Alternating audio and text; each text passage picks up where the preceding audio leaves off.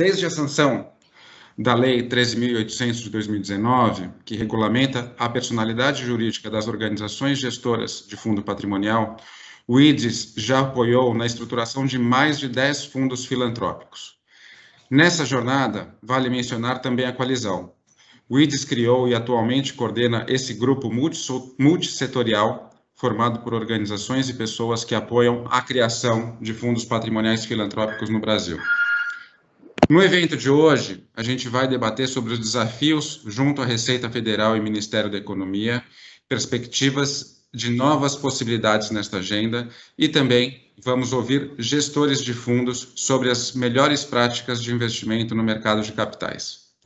Agora, eu passo a palavra para Andrea Hanay, gerente de projetos, especialista em fundos patrimoniais, para contar um pouquinho sobre os projetos apoiados pelo IDES. Andrea.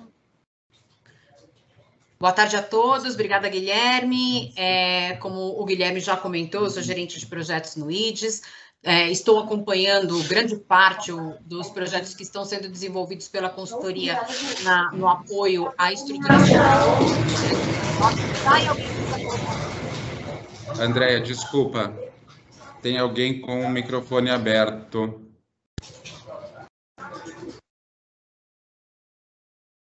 Obrigado. Obrigada. E nesse processo, eu acho que, já que a gente está falando de perspectivas e desafios dos fundos patrimoniais, eu queria compartilhar com vocês um pouquinho dessa experiência que a gente tem tido. E eu posso dizer que tem muita gente que, já que a gente está falando de advocacy, tem muita gente que acha que os desafios estão muito relacionados com a questão da legislação, que precisa melhorar, que precisa, sim, tem muitos pontos a melhorar, mas o que a gente tem observado como boa notícia para esse grupo tão preocupado com as questões de advocacy é que os principais desafios que a gente percebe na estruturação de fundos patrimoniais, aí não só os 10 casos que o Guilherme comentou, que a gente fez mais diretamente, mais profundamente, como também os 21 casos que nós acompanhamos no projeto de capacitação para estruturação de fundos patrimoniais, que foi uma iniciativa do Banco Santander, o que a gente percebeu é que os desafios estão mais ligados a questões institucionais.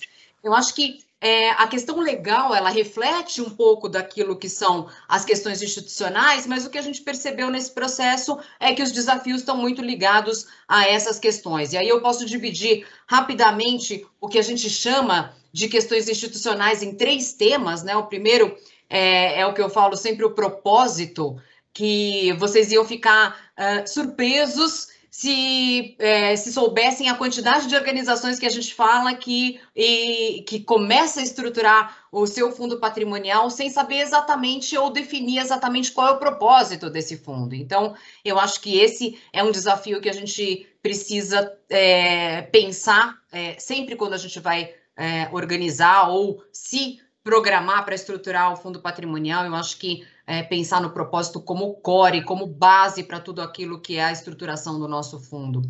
O segundo desafio que a gente vê muito frequentemente na estruturação desses fundos é relacionado à composição do fundo. Então, muita gente ainda fica um pouco na dúvida, mas se eu fizer um fundo na Lei 13.800, eu não posso usar o principal. Não, sem ser aquele 5% não pode. Então, ainda existem dúvidas em relação à possibilidade de composição do fundo, e eu acho que esse também compõe um desafio em muitas estruturações. E, além disso, às vezes as pessoas perguntam, mas se eu tiver as doações de propósito específico, elas vão cada uma ter que ser gerenciada em um subfundo diferente? Sim, vão ter que ser. Então, esse também pode ser considerado um desafio que as organizações enxergam na gestão dos fundos relacionado à composição que se imagina para os fundos patrimoniais que estão sendo constituídos. E, por último, eu acho que é o grande desafio que a gente tem enxergado relacionado à questão da governança. Então,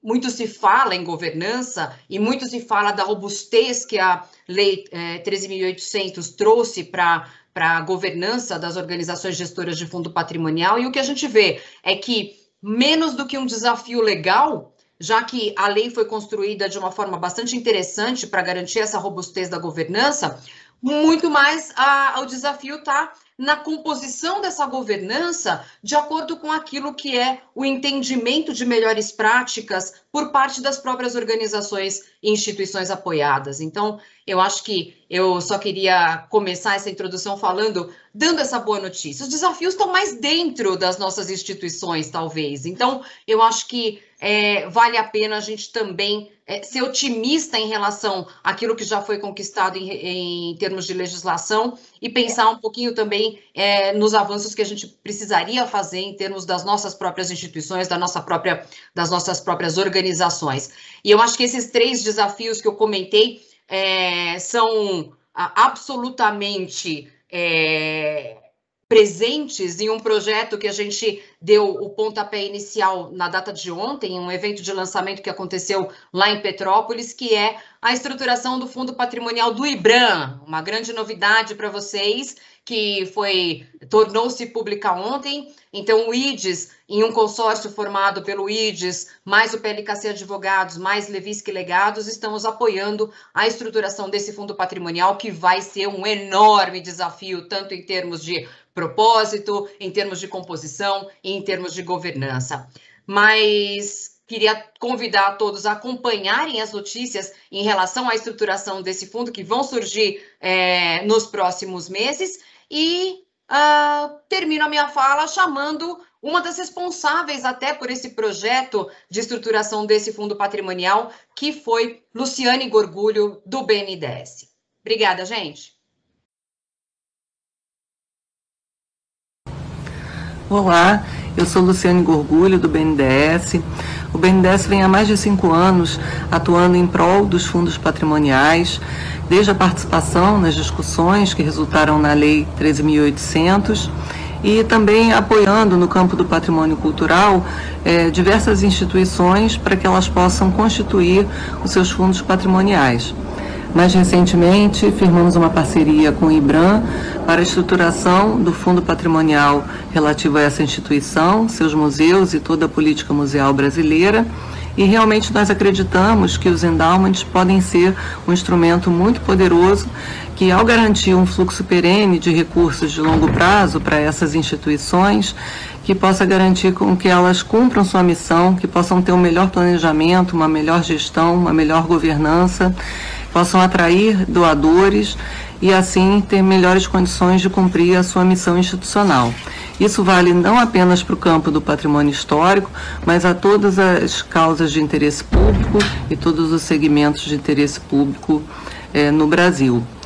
E os endowments também podem ser uma importante fonte de poupança de longo prazo, que, ao ficar aplicado financeiramente, pode ainda se constituir uma fonte de recursos para financiamento de diversas atividades econômicas da infraestrutura brasileira. Então, realmente é um instrumento que nós precisamos todos lutar por ele, defendê-lo e garantir a sua disseminação mais ampla possível. Bom, não tenho como aqui deixar de agradecer a Luciane, né, grande parceiro. O BNDES é nosso parceiro de longa data nessa agenda dos fundos patrimoniais. E além de agradecer a Luciane, eu também não posso deixar de agradecer a PLKC Advogados, a APF, SEBRAF, GIF, Humanitas 360, Levisk Legado, Banco Itaú, Fundação Maria Cecília Souto Vidigal, ao Movimento Bem Maior e a todos os membros da coalizão. Antes de passar a palavra para a Paula começar as sessões, eu peço novamente que todos deixem os computadores no mudo e, caso tenham perguntas, usem o chat da plataforma. Como eu comentei no início, todas elas serão respondidas no momento oportuno. Tenham um ótimo evento. Paula, com você. Então, vamos lá. Hoje a gente tem um assunto bem difícil, duro de se discutir, que é a agenda tributária dos fundos patrimoniais. Mas eu não poderia estar mais bem acompanhada nessa jornada, né?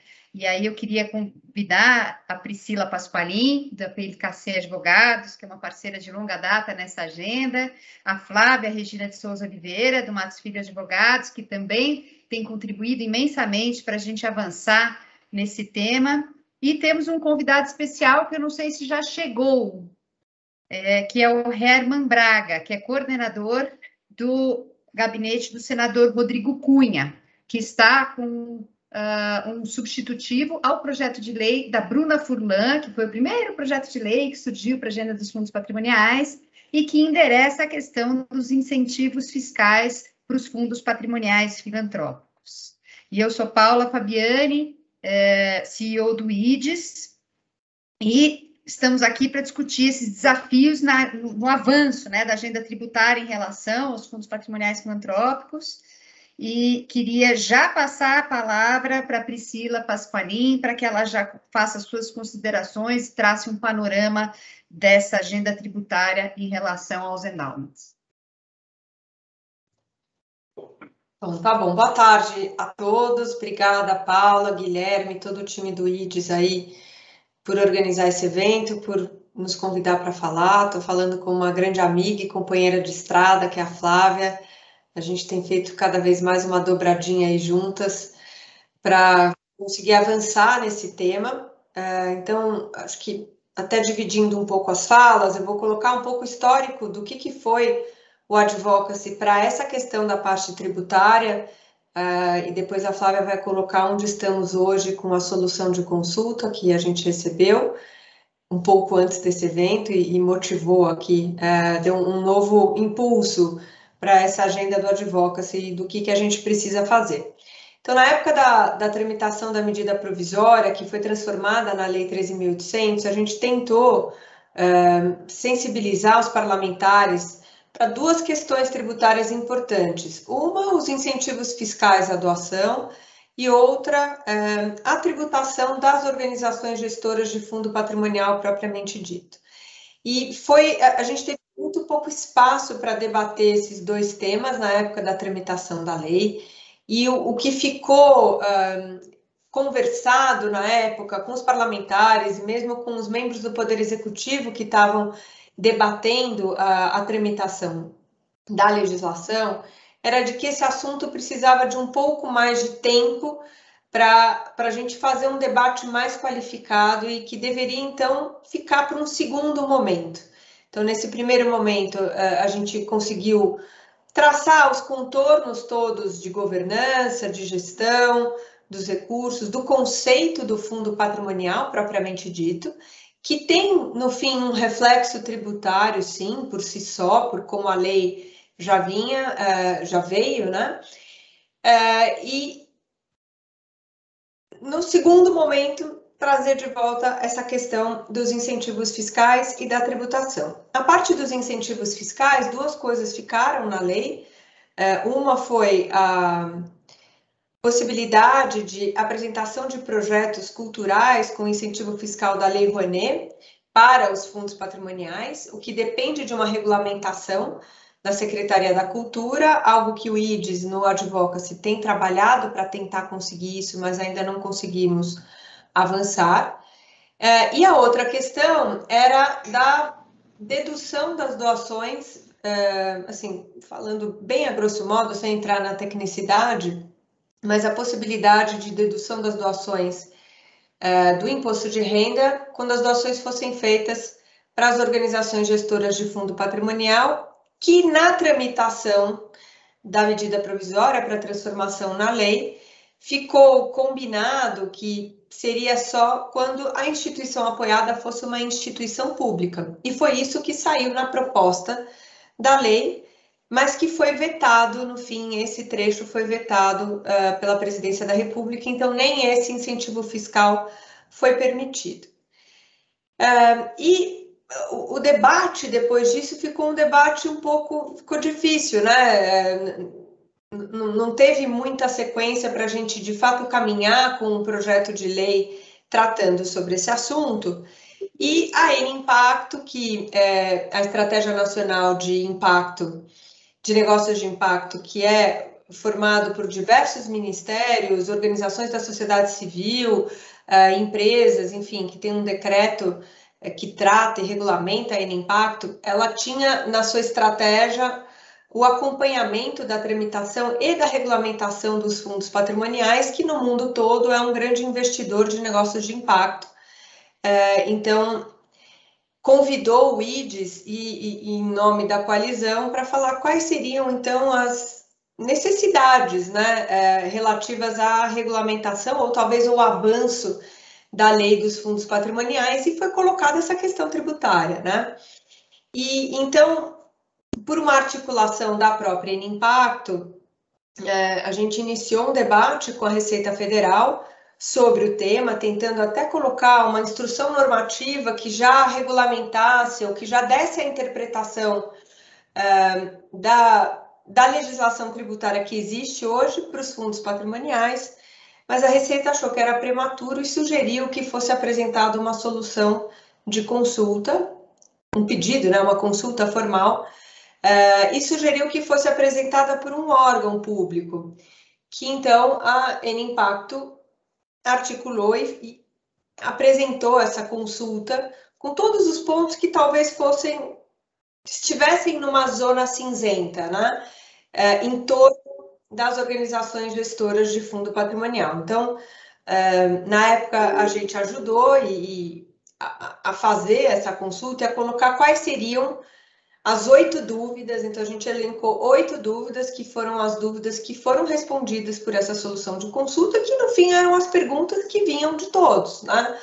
Então, pergunta número 1, fundo patrimonial que apoia uma instituição de educação, uma universidade ou um hospital, as causas que têm imunidade pela nossa Constituição, que é a educação, assistência social, e dentro da assistência social está incluída a saúde, teriam direito à imunidade de impostos, o que na prática implica uma imunidade do imposto de renda sobre as aplicações financeiras? Essa era uma dúvida. Outra dúvida, essa lógica, né, de você deixar uma parte do patrimônio preservada e aplicada, sem utilizar essa parte do patrimônio na atividade fim, isso é aceito ou deveria ser interpretado, ou poderia, na verdade, não é deveria, poderia ser interpretado como um desvio de finalidade, já que temos a legislação falando que o patrimônio tem que ser utilizado na atividade social da instituição. Essa, então, era uma outra pergunta, que a própria lei, né, nesse aspecto, né, já traz esse conceito, que parte do patrimônio fica preservado e apenas os rendimentos é que podem ser destinados às instituições apoiadas. A questão da aplicação dos recursos no exterior, para as instituições sem fins lucrativos, de uma maneira geral, que tem a isenção, que é diferente da imunidade. A isenção é um favor fiscal, a imunidade é uma garantia constitucional. Então, as que têm isenção, elas podem aplicar parte dos seus ativos e até realizar sua atividade fim no exterior mesmo.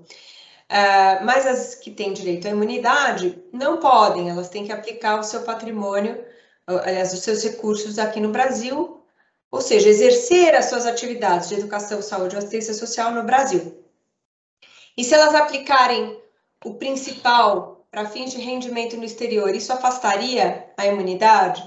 Então, essa era uma outra pergunta. Outra pergunta é a participação em empresas, né? Enfim, nessa agenda própria da Inimpacto.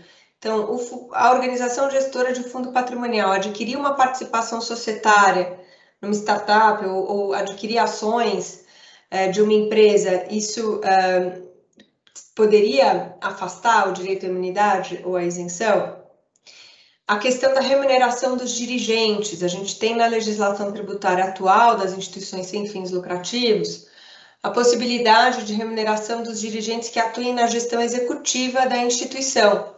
Mas a Lei 3.800, ela ampliou um pouco isso e permitiu a remuneração não só dos membros do Conselho de Administração, como do Comitê de Investimentos e do Conselho Fiscal.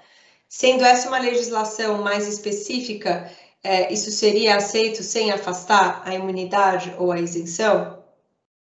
E as receitas de aplicação financeira estão sujeitas a COFINS e ao PIS sobre receita financeira, ou a isenção que existe atualmente na lei que regulamenta a COFINS e a regra especial do PIS sobre a folha de salários seriam aplicáveis às organizações gestoras de fundo patrimonial?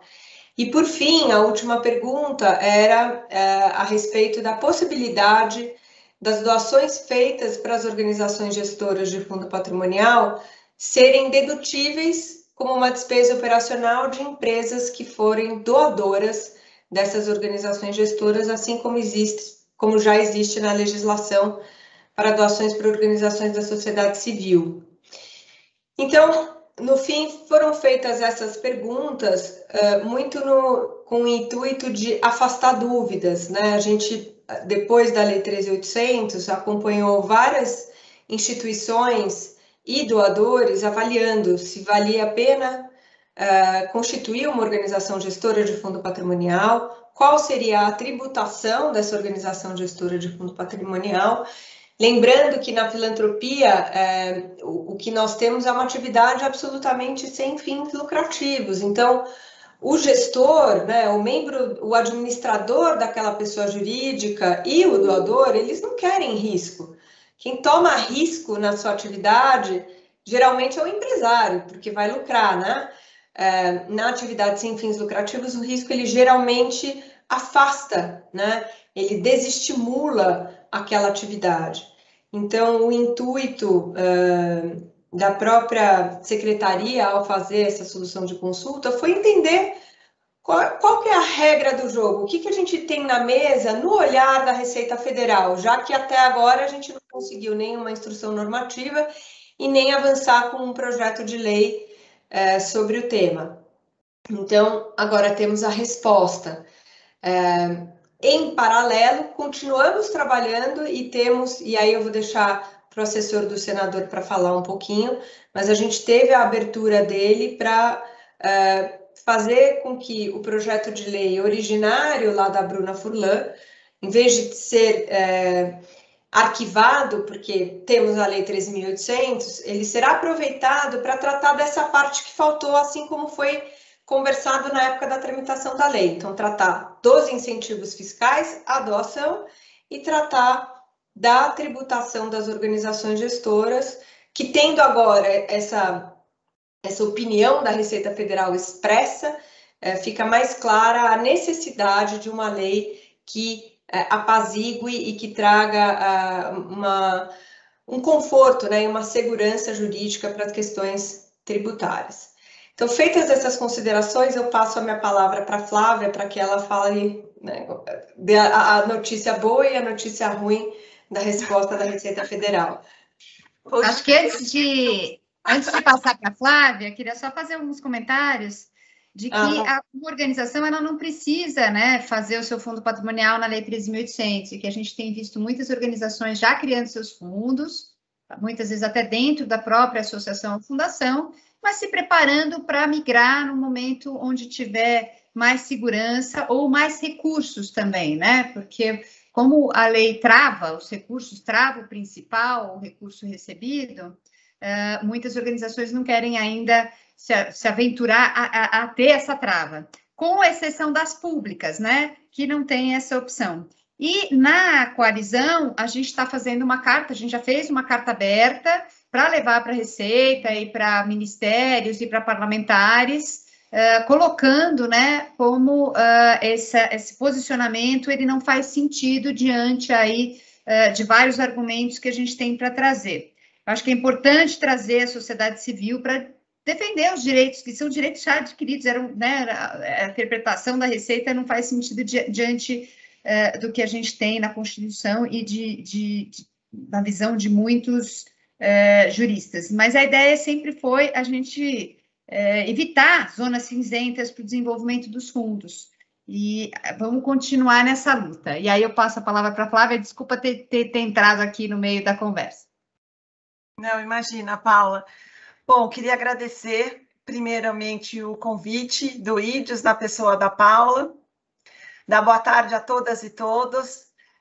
De novo, faço minhas palavras da Priscila, porque é um prazer estar aqui dividindo a mesa com uma amiga querida que tem o terceiro setor como meta, que a gente trabalha com isso, mas a gente também acredita muito no desenvolvimento das organizações da sociedade civil e da filantropia no Brasil. Eu acho que isso acima de tudo. E também com o assessor do senador, o senhor Herman Braga, que a gente vai deixar aí para explicar para a gente algumas coisas. Bom, eu fiquei com a árdua tarefa de falar do regime tributário, né? Aquele regime tributário que a Lei 13.800 deixou de lado quando ela foi aprovada. Claro, por também questões ali políticas do momento, a lei foi aprovada logo na sequência de um novo governo que se iniciou em 2019. Então, era melhor ter uma lei que disciplinasse os fundos patrimoniais e não disciplinasse aspectos tributários do que não ter nada. Então, acho que, assim, voltando um pouquinho, a gente tem um papel muito importante da legislação em incentivar novos modelos. Então, até a gente já teve isso no Brasil no passado, e o quanto a legislação influenciou, por exemplo, o modelo das OCIPs lá atrás, no final da década de 90, começo dos anos 2000. Então, a gente tinha uma legislação que permitia a parceria público-privada, que instituiu um modelo tributário diferenciado, e por pequenos ajustes que não foram também feitos no momento da publicação da lei, algumas pessoas falavam assim, a lei não pegou. E depois, 2 anos depois, que foi em 2001, quando a gente teve a clareza do regime tributário, aquela época, a gente teve um boom de 100, 200 OCIPs cadastradas no Ministério da Justiça, como tinha à época, para 5.000, 10.000, e aquilo triplicou. Então, a gente já teve uma riqueza na lei de fundos patrimoniais quando a gente traz o incentivo, traz um modelo jurídico novo, mas ainda permanece a incerteza tributária, então por isso que a gente precisa aprimorar o regime tributário relacionado à Lei 13.800. Acho importante a gente falar, quando a gente está falando desse regime tributário aqui, nós estamos falando somente dos fundos patrimoniais que foram criados no regime da 13.800. Então, quem tem o seu fundo patrimonial interno dentro do mesmo CNPJ da organização, sem ser um fundo segregado, tem o regime tributário da própria organização. Então, se a entidade é imune, o fundo está dentro desse mesmo CNPJ, naturalmente ele vai ser imune. Essa era uma primeira dúvida em relação aos fundos patrimoniais, e que a gente defendia abertamente, que por mais que fosse uma organização segregada, um patrimônio segregado num novo CNPJ, o sentido seria de que, se a gente estivesse tratando de educação, saúde e assistência social, que esse recurso ele também deveria receber imunidade. Por quê? Porque a Constituição Federal, lá no 150, fala que as instituições que atuam em pró da saúde, educação e assistência social são imunes aos impostos que incidem sobre patrimônio, renda e serviço. Se eu tenho uma organização gestora de fundo patrimonial que, no final do dia, incentiva a educação, a saúde e a assistência social pela manutenção de um fundo patrimonial destinado a essas causas, nada mais justo do que esse recurso também não ser tributado, porque no final do dia ele vai ser destinado à educação, ele vai ser destinado à saúde, ele vai ser destinado à assistência social. Infelizmente, esse não foi o entendimento da Receita nessa resposta à consulta 178, e esse vai ser um dos motivos aí do pedido aqui para o senador, para a gente trazer isso na alteração do projeto de lei. Então, fica claro que, para as entidades isentas, qual é o regime? O regime continua de isenção. O que significa esse regime de isenção? Que essas organizações vão pagar o imposto de renda incidente sobre a aplicação financeira. Então, esse também é um dos pedidos para o projeto de lei, para que, ainda que as instituições que são isentas e não imunes, né, as causas isentas e não imunes, que elas também tenham o reconhecimento de uma ampliação do benefício de isenção para o imposto de renda retido na fonte, como acontece no restante do mundo inteiro. Então, se a gente conversar com países que têm modelos de fundos patrimoniais estruturados legalmente, nesses países a gente não tem uma tributação dessa renda, exatamente para que seja incentivada uma poupança de longo prazo para as organizações sem fins lucrativos, e que a gente possa ter a garantia de que elas vão conseguir se manter no longo prazo. Acho que um outro ponto super importante que a Priscila falou foi o PIS e a COFINS, que a Receita respondeu de um jeito muito simples, eu diria que, assim, respeitados os critérios da lei, são isentos do PIS e da COFINS. Mas quais são esses critérios da lei? Então, a gente vai ter que analisar claramente. Acho que dá para defender aqui que, sendo a instituição isenta ou imune, e aí a gente não precisa nem entrar no detalhe do regime tributário, o PIS incidente é o PIS sob folha. Aqui a gente não tem discussão, então talvez o PL possa tratar disso, deixando claro que a gente está falando que é um PIS sob folha. E a mesma coisa em relação à COFINS. A COFINS, a Receita foi um pouco mais contundente, deixando uma dúvida mais atroz de que incide o COFINS sobre a receita financeira, porque talvez essa receita financeira não é uma receita própria. Mas, se a organização gestora de fundo patrimonial só recebe receitas que a natureza são de doação, então pronto, é uma receita própria, a gente não tem nem o que discutir. Mas a gente pode deixar claro isso também no projeto de lei, e eu acho que esse é um ponto também que pode ser levado.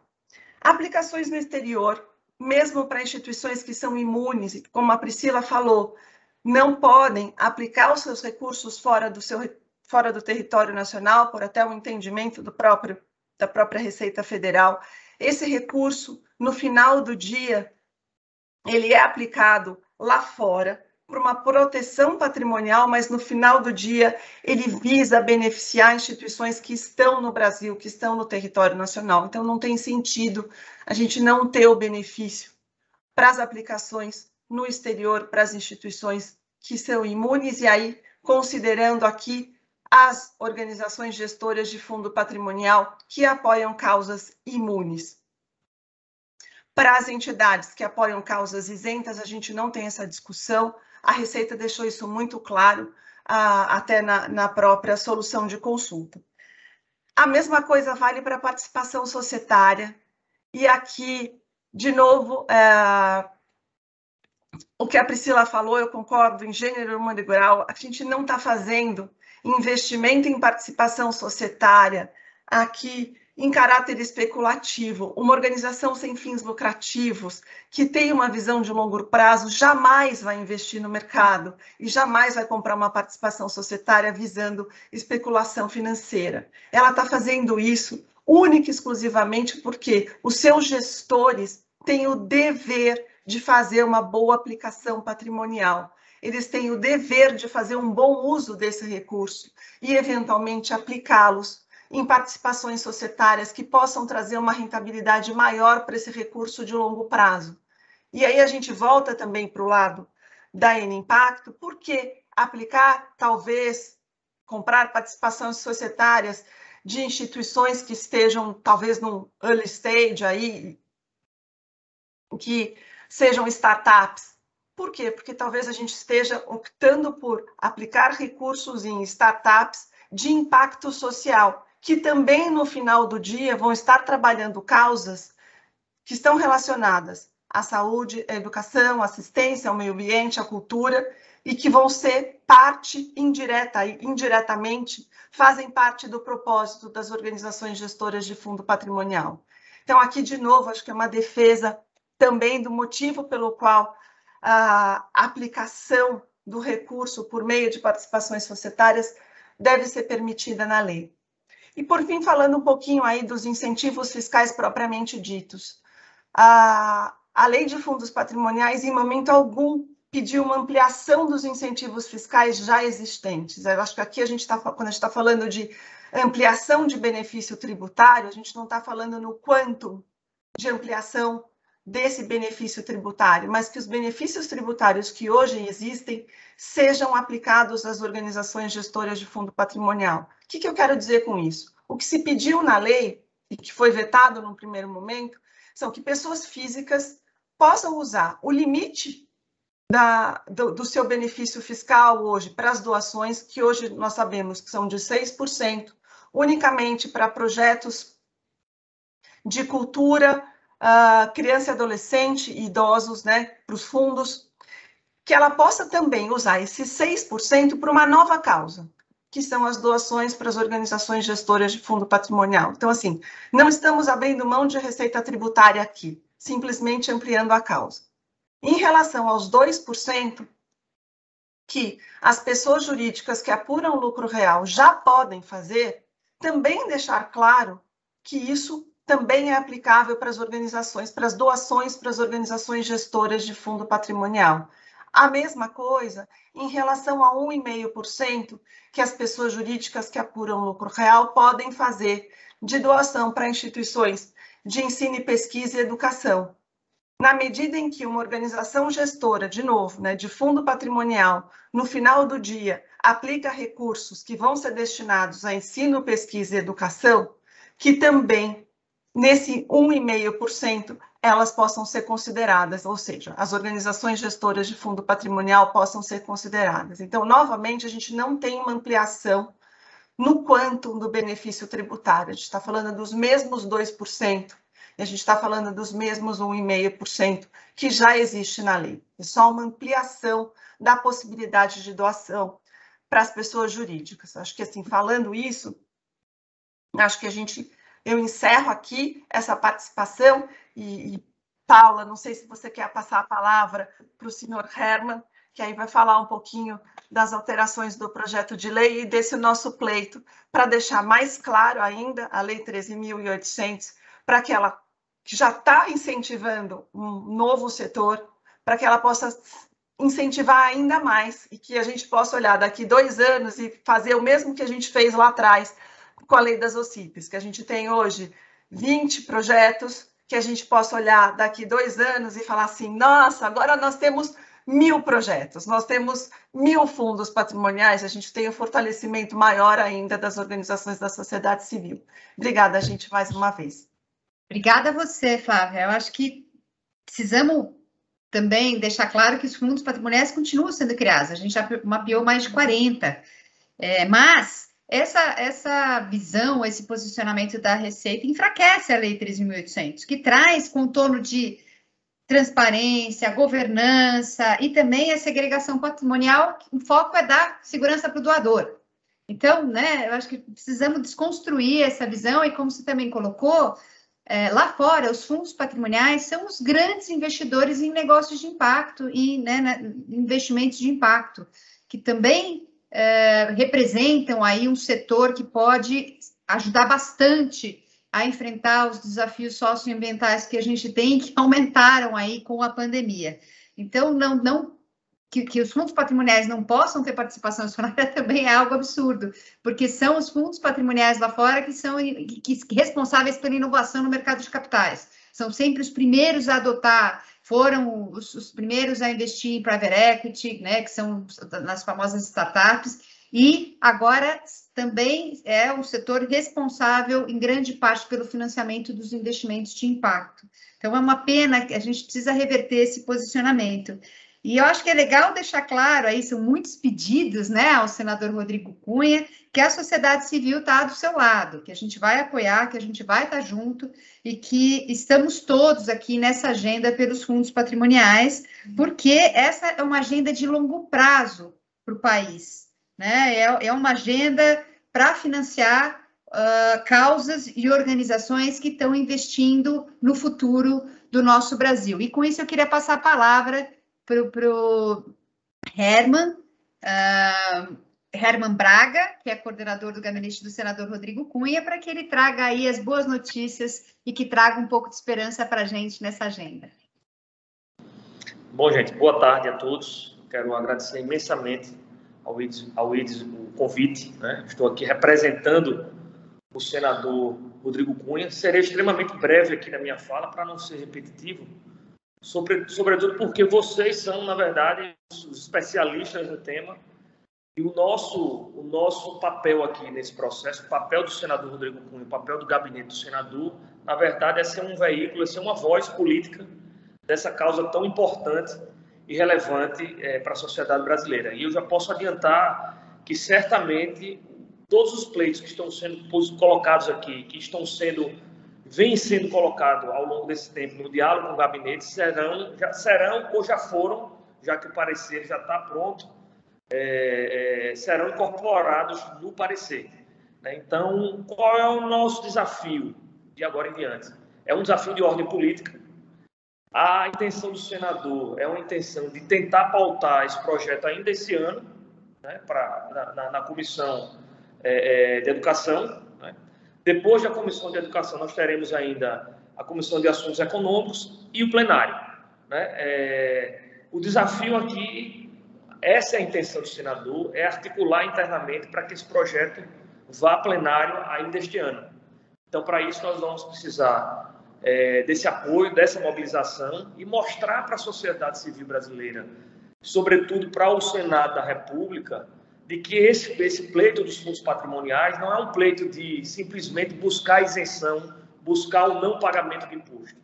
É um pleito, na verdade, de aceleração da democracia brasileira, é um pleito de aceleração da cidadania e que faz com que o Estado brasileiro dê um protagonismo à sociedade civil para que ela seja uma parceira na construção do desenvolvimento. Isso tem que ficar claro para a sociedade, para o Senado da República. E, sobretudo, mostrar que esse incentivo, na verdade, ele não traz nenhum prejuízo de ordem fiscal, já que está aí na ordem do dia, né, todo esse debate fiscal. Mostrar que muito mais do que isso, além de não prejudicar o debate fiscal, da solidez fiscal do Brasil, ele acelera o desenvolvimento de políticas públicas. Então, eu vou rapidamente só pincelar os pontos dando um spoiler, né, do parecer, só ler um breve trecho aqui, que acho que ele sintetiza bem o que está sendo debatido aqui hoje. O que é que ele diz? É desejável que a lei deixe claro, eu acho que isso é o coração do parecer do relatório, é desejável que a lei deixe claro que o patrimônio do fundo patrimonial não deve sofrer a tributação dos tributos federais, porque a instituição... Desculpa aqui, porque a instituição sem fins lucrativos, com o objetivo de gerir patrimônio a ser utilizado em prol das atividades de interesse público.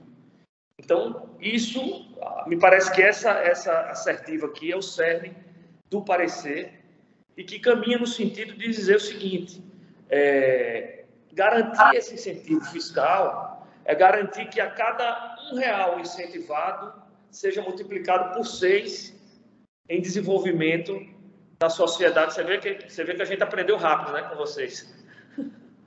É garantir... Gostei muito. Eu estava pensando em falar isso, agora nem precisa, é uma delícia. O parecer, ele deixa claro, eu vou dar mais esse ponto aqui, ele deixa claro. Então o que é que ele quer que a gente diz aqui? Este valor é semelhante, pois a cada R$1 obtido por isenções fiscais, cada instituição filantrópica retorna 5,92 em desenvolvimento para a sociedade brasileira.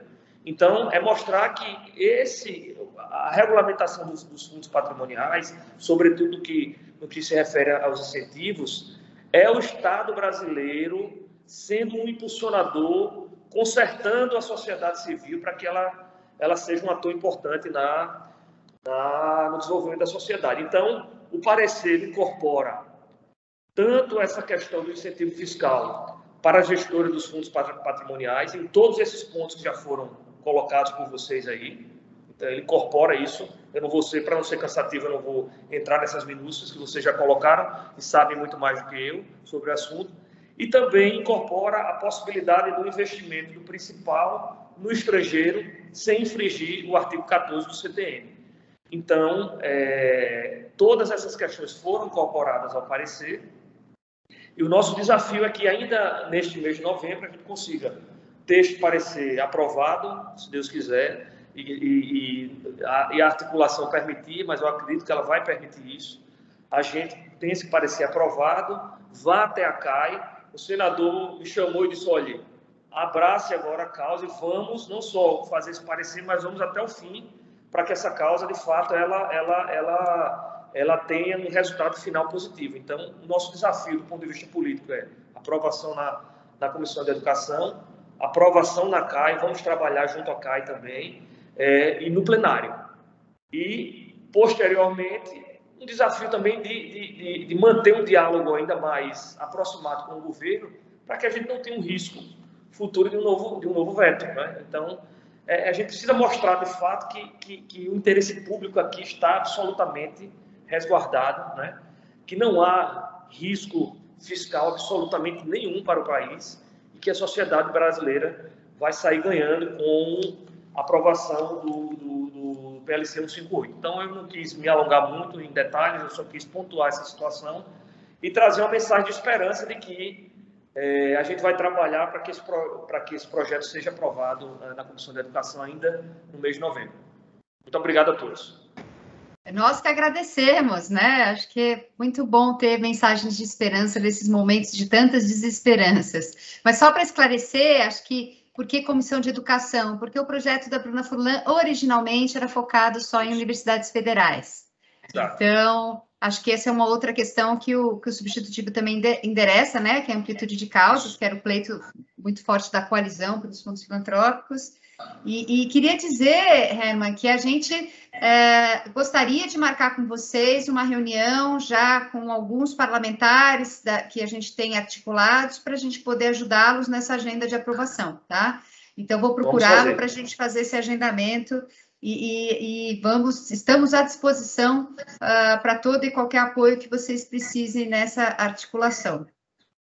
Perfeito. Eu estou à disposição, o gabinete do senador Rodrigo Cunha está à inteira disposição. Estou aqui como interlocutor, mas ele está atento à causa, quer impulsionar para que esse projeto seja aprovado de forma rápida. Então, podem contar com a voz e com o apoio do senador Rodrigo Cunha nessa causa de forma absolutamente restrita.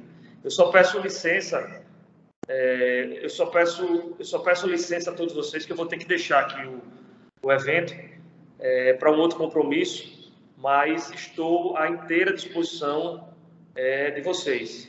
Se quiserem fazer a reunião também em Maceió, aqui, perto desse mar feio, a gente está à disposição, mas o gabinete está à inteira disposição de vocês. Eu agradeço muito a oportunidade de fazer parte desse debate tão qualificado e contem com o gabinete do senador Rodrigo. Um abraço a todos. Obrigada, Herman, muito obrigada. Nós que agradecemos a sua maravilhosa participação aqui. E eu vou dar continuidade. Obrigada. A gente tem uma pergunta aqui no chat, que é o que está sendo feito para trazer melhores incentivos e isenções para quem doar para os fundos patrimoniais. Esse PL, na verdade, ele busca exatamente endereçar essa pergunta, né? O PL 158, né, que está tramitando no Senado, e o senador Rodrigo Cunha está trazendo um substitutivo que endereça toda essa questão dos incentivos fiscais para doação para fundos patrimoniais, mas com esse olhar de amplitude de causas. E eu gostaria de passar a palavra novamente, né, tanto para a Priscila quanto para a Flávia, para fazerem aí considerações finais e também, se alguém tiver mais uma pergunta adicional, para colocar aqui no chat, que a gente tenta endereçar, que o nosso tempo está chegando ao fim aqui dessa parte da sessão. Mas vou passar, Priscila. Tá, joia. Bom, fiquei animada com esse compromisso, né, do gabinete do senador Rodrigo Cunha e também para falar e contar para todo mundo que a gente está num esforço conjunto de reunir elementos para que possa qualificar, né, para que eles possam estar preparados lá no Senado e depois na Câmara para ter argumentos mesmo para defender que isso não aumenta a renúncia fiscal, para defender que é importante tanto o reconhecimento da imunidade quanto essa ampliação da isenção dos tributos federais. Estamos trabalhando em conjunto, novamente eu, a Flávia e mais um grupo de pessoas, o IDES trazendo aí as informações de também como é que é essa tributação e o incentivo no resto do mundo, e procurando fazer essa articulação, né, entre os senadores e os deputados para ver se a gente consegue convencer o Ministério da Economia, porque no fim sempre é ali, né, que o embate é duro, mas a gente está se aprimorando. Os terríveis economistas. Terríveis economistas. Eu falei para a Paula, a gente precisa de um estudo econométrico para falar a língua deles. Mas, enfim, a gente vai procurar encaminhar, então, quem tiver sugestões também, quiser passar para a gente e material de conteúdo para a gente ajudar nesse convencimento, estamos aqui, nos sentimos representando todos que estão aqui. Então, vamos em frente nessa batalha, para daqui a pouco a gente estar, como a Flávia falou, com muitos fundos patrimoniais constituídos aí com base na Lei 13.800 e outros sem a rigidez da lei, mas caminhando para aumentar essa indústria e trazer sustentabilidade para o setor. É isso aí. Flávia. Obrigada, Priscila. Obrigada muito por sua participação. Estamos, como você falou, todos juntos nessa batalha. Bom, eu diria que quando as coisas ainda não aconteceram, Paulo, é porque a batalha não acabou. Ou seja, a gente pode ter acabado uma primeira batalha, mas a guerra ainda não acabou. Então, a gente tem que continuar animado. E eu saio daqui muito animada com a fala do Herman Braga, no sentido de que já tem ali a redação, de que tudo vai ser contemplado. Então, assim, os nossos pedidos e os nossos pleitos, porque, na verdade, não são pedidos e não são pleitos que vão muito além daquilo que é possível ser feito, ou seja, a gente não está pedindo ampliação significativa de benefícios nem nada. Única e exclusivamente o que está sendo pedido é para que, de fato, os fundos patrimoniais possam ter segurança jurídica para crescerem, se desenvolverem e, consequentemente, a gente ter uma sociedade mais justa, mais equânime e um Brasil melhor para a gente viver, e que as organizações possam, de fato, exercer o seu papel, aquilo que elas fazem da melhor forma possível, com segurança, que ultimamente a gente não tem tido segurança jurídica no terceiro setor para agir. Então, são muitas as batalhas que pairam aí, contíguas, né? Então, tem o SEBAS, tem os fundos patrimoniais, tem tudo. Então, vamos, pelo menos nessa frente de fundos patrimoniais, ter mais segurança jurídica para que a gente possa navegar em mares mais tranquilos e ter uma sociedade melhor para todos nós vivermos no futuro. Então, assim, saio daqui super tranquila e esperançosa, né? Acho que a gente tem aí um longo caminho pela frente, o PLC, né, que a gente fala, não acabou, ele ainda está ali no comecinho, então tem um trabalho grande pela frente, mas eu acho que é um trabalho com esperança. Então, a gente sai daqui com o pé direito, né? Olhando para frente, de que tudo vai dar certo. Obrigada mais uma vez pelo convite e pela possibilidade de participar e de colaborar.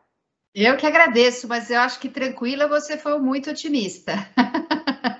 Porque essa agenda do Advocacy, eu vou dizer, ela não é nada tranquila, ela é cheia de altos e baixos, e eu confesso que teve momentos que eu sentei no chão e quase chorei, falei, não é possível, mas a gente tem que ter muita resiliência, muita perseverança, porque é só assim que a gente vai conseguir os avanços que precisamos. E com isso, eu também convoco, né, a Teresa fez aqui uma provocação, se houver algo que as instituições filantrópicas possam, no momento certo, fazer para mobilizar os políticos, especialmente senadores, favor dizer. Então, eu vou dizer, é preciso mobilizar os senadores da Comissão de Educação e da Comissão de Assuntos Econômicos. A gente precisa convencer esses senadores no nosso pleito para que isso seja votado com rapidez e que a gente também precisa fazer um trabalho na Câmara dos Deputados, porque isso volta para a Câmara dos Deputados, porque teve uma alteração no Senado. Então, tem uma longa jornada e precisamos de todos e todas, de todo mundo nessa jornada, porque é assim que a gente vai conseguir fazer avançar essa agenda. E eu queria agradecer a Priscila, a Flávia, acho que a gente teve, quem sabe a gente teve aqui um momento que vai fazer parte dessa história, dessa jornada, e que o final vai ser feliz, né, dessa história. E com isso, eu queria chamar um vídeo da Teli Cardoso, que é presidente do Conselho da Associação São Agostinho, da ASA, e que está criando seu fundo patrimonial, para ela contar um pouquinho aí dos desafios e como ela está vendo essa agenda dentro da organização que ela preside o Conselho. Olá para todos, meu nome é Maria Estela Penteado Cardoso, atualmente eu sou presidente do Conselho de Administração da ASA, Associação Santo Agostinho. Quando me perguntaram sobre fundos patrimoniais, o que eu falaria sobre eles, eu diria que significa agir no presente pensando no futuro. E o futuro, para mim, significa a perpetuidade da ASA, a sustentabilidade da nossa missão. A ASA é uma instituição que fará 80 anos em 2022 e nós queremos garantir que mais 80 anos aconteçam para ela, para que a gente possa cuidar e educar das crianças, dos jovens e dos idosos. Para garantir isso, nós decidimos, então, criar o nosso fundo patrimonial, fazê-lo crescer e planejar corretamente o uso desses recursos a curto, médio e longo prazo. Formamos um fundo robusto, com uma estrutura robusta. Ele tem um comitê de investimentos que responde ao conselho de administração e que traz as melhores práticas para um bom rendimento deste fundo. Temos desafios, sim. Os desafios estão na divulgação desse fundo, nos facilitando a captação. Os desafios estão em saber planejar os recursos que a gente vai precisar a curto, médio e longo prazo. E o desafio está em ter um fundo no Brasil, um país onde ainda se acredita que um investimento social tem que ter o seu retorno imediato. Fundos são planejados e existem para que aconteçam no futuro. Temos que divulgar esse trabalho e o nosso grande desafio será conseguir a nossa imunidade tributária. A última consulta feita à Receita Federal nos trouxe a triste notícia de que, mesmo tendo fundos a serviço do social, a gente não fica imune dos tributos a serem pagos. Mas é um caminho a se percorrer e eu acho que a gente tem que acreditar e ir atrás dele. Acho que é um pouco isso que eu podia falar para vocês. Muito obrigada. Obrigada a você, Filipe. Acho que é uma jornada longa para todos que querem criar os seus fundos, mas é uma jornada possível e uma jornada que certamente traz essa sustentabilidade e esse longo prazo, essa longevidade, perenidade para as organizações e para as causas que são tão caras para o nosso país. E com isso eu queria passar para a próxima sessão, né? A gente tem tido muitas perguntas nesse processo de estruturação de fundos. E aí, depois que tem o fundo, o que você faz com o dinheiro no mercado de capitais? Aonde eu invisto, né? E a gente defende muito essa criação do Comitê de Investimentos para trabalhar em cima da famosa política de investimentos. E uma das coisas que até eu percebi na minha experiência, quando fui gestora de um fundo patrimonial na Fundação Maricília Souto Vidigal, era a dificuldade, até naquela época, dos gestores compreenderem longo prazo, porque o nosso mercado de capitais, ele é muito focado no curto prazo. A gente teve agora recentemente, né, essa alta na taxa de juros, que vai voltar, né, vai trazer os investidores de volta para a pauta de curto prazo. E para a gente construir um país que a gente sonha, a gente precisa olhar para o longo prazo. E os fundos patrimoniais, eles têm essa característica. Eles olham para daqui a 40, 50 anos. Isso também se reflete no horizonte de investimento. É muito diferente o horizonte de investimento de um fundo patrimonial do que o horizonte de investimento de uma pessoa física ou mesmo de uma família, né? E com isso, a gente trouxe atores desse mercado, né, de gestão de endowments, gestão de fundos patrimoniais, que já estão nessa agenda de longo prazo, que já tem essa visão. E então, queria apresentar, né, e vou apresentar primeiro o Diego Martins, da Pragma Patrimônio, que tem feito a gestão aí de alguns endowments e que vai ser o nosso moderador dessa sessão. E a gente vai ter junto para vocês, para responderem aí um pouquinho desses desafios dos endowments, dos fundos patrimoniais e o mercado de capitais, o Cleiton Calisto, do Banco Santander, o Eduardo Loberro, do BNP Paribas, agora, Guilherme, você precisa me dizer se nós estamos com o representante do Itaú. Não, Paula, infelizmente o representante não conseguiu participar do evento. Então, vamos em frente. Eu passo a palavra para o Diego Martins e agradeço imensamente a participação de vocês aqui hoje. Espero que tenham aí também curtido essa primeira sessão. Legal. Puxa, muito obrigada pela introdução, Paula. Na verdade, eu queria aproveitar aqui meus primeiros minutos para poder agradecer ao convite de participar de um evento desse. E aproveitar também para parabenizar o IDES e a coalizão pela iniciativa. Eu começo até minha fala contando um pouquinho do meu background, para vocês poderem até se situarem e pensarem nas próximas perguntas. Eu acho que esse painel vai ser, a importância dele é ser interativo, né? A gente conseguir debater aí muito esse assunto, que eu sei que é um assunto da curiosidade de muitos. E eu fico muito feliz de poder participar de um painel como esse, porque eu comecei a me envolver com endowments em 2010. Lá em 2010, um grupo de amigos me convidou para fazer parte do time que acabou por fundar, 2 anos depois, a Associação Fundo Patrimonial Amigos da Poli, que é um endowment destinado a apoiar causas dentro da Escola Politécnica da Universidade de São Paulo. E, puxa, naquela época, quando a gente entrou nesse mundo, assim, era desbravar mato alto, né? Inclusive, a doutora Flávia, que está aqui, ajudou bastante a gente em N discussões para construir o nosso estatuto, discutir se a gente ia ser associação, fundação, porque, quer dizer, não existia a Lei 13.800, né? Então, como é que você cria uma organização para abrigar um fundo, mas que pode apoiar projetos, que pode executar projetos? Então, assim, foi um grande desafio, conseguimos botar o negócio de pé. Eu fui diretor financeiro do Amigos da Poli durante 3 mandatos não consecutivos. E hoje trabalho ainda, ajudo o fundo como voluntário. E nesse meio do caminho, eu entrei para trabalhar aqui na Pragma, foi em 2012, e me deparei aqui já com uma organização que já fazia gestão de fundos patrimoniais. Só para situar vocês, a Pragma é uma gestora de patrimônio de famílias. E para a gente foi uma trajetória quase que natural fazer gestão de fundos patrimoniais, porque as nossas famílias atendem causas, têm desejos de apoio filantrópico. Então, criar endowments e gerir endowments para essas famílias foi a viabilização do apoio filantrópico delas, seja nas próprias organizações ou em organizações que elas apoiavam, estavam em conselhos, etc. Então, assim, de lá para cá, foi que eu me enfiei de fato no processo de gestão financeira de endowments, e consegui aí acumular esse conhecimento nesse processo de gestão. E o que eu queria compartilhar com vocês nesses minutos iniciais sobre esse processo, e acho que a Paula fez uma excelente introdução ao falar de longo prazo, porque assim, pode parecer trivial, mas fazer gestão de um endowment não é nada fácil. E não é nada fácil porque eu poderia resumir os objetivos de um endowment em 2. E esses 2 objetivos, eles não necessariamente caminham juntos. O primeiro objetivo de um endowment é conseguir prover um fluxo de renda razoavelmente estável para a organização ou para a causa apoiada. O segundo objetivo, mestre de um fundo patrimonial, na hora que você vai decidir como você vai fazer os seus investimentos, é conseguir proteger o seu patrimônio no longo prazo.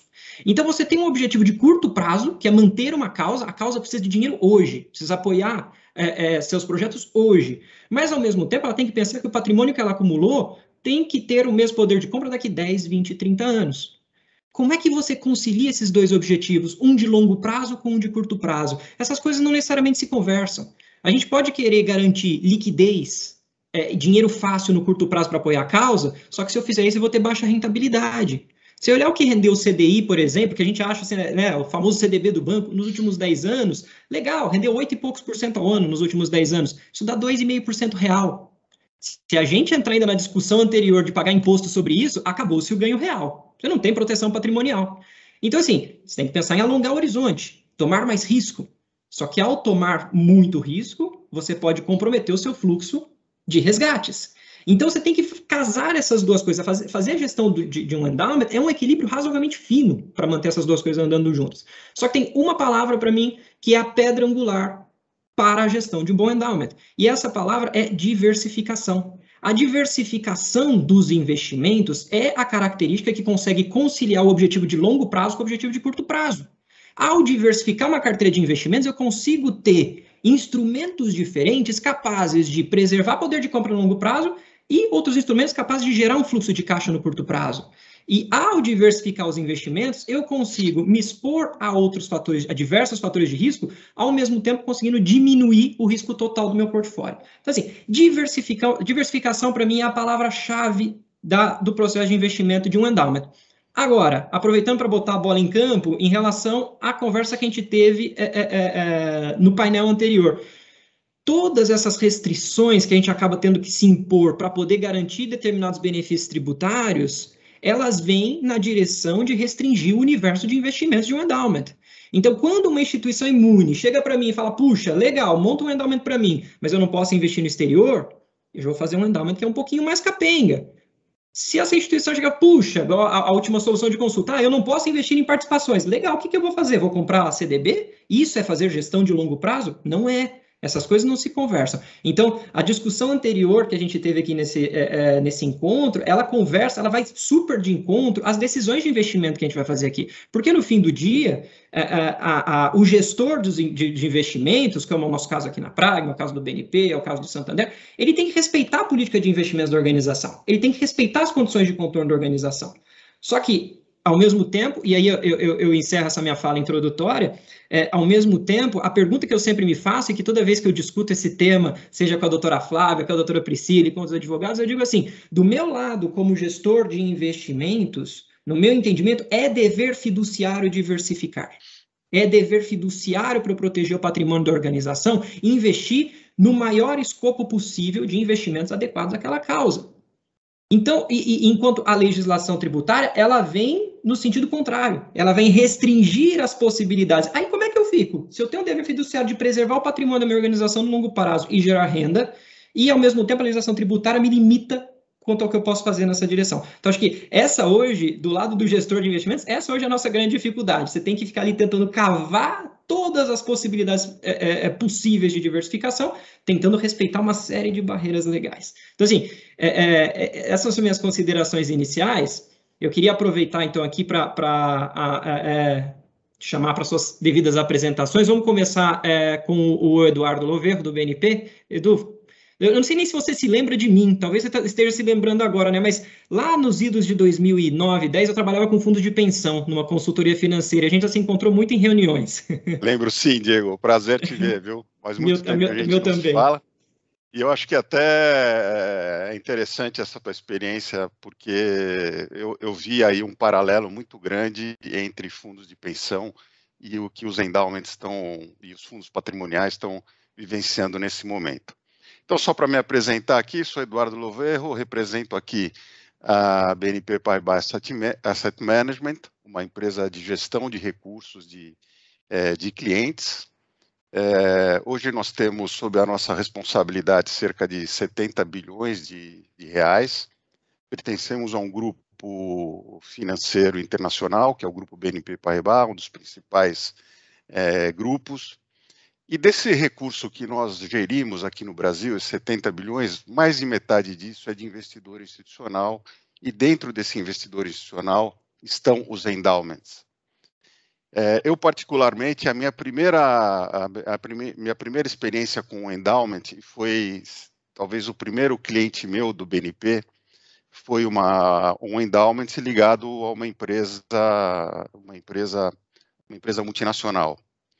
E naquele momento, e eu estou falando isso de mais de 20 anos atrás, a gente não tinha muito essa cultura aqui, né? Então, no nosso caso, a nossa experiência com os endowments são mais os endowments ligados a empresas, né? As empresas que criam seus endowments com causas, com ações sociais específicas, e também algumas famílias.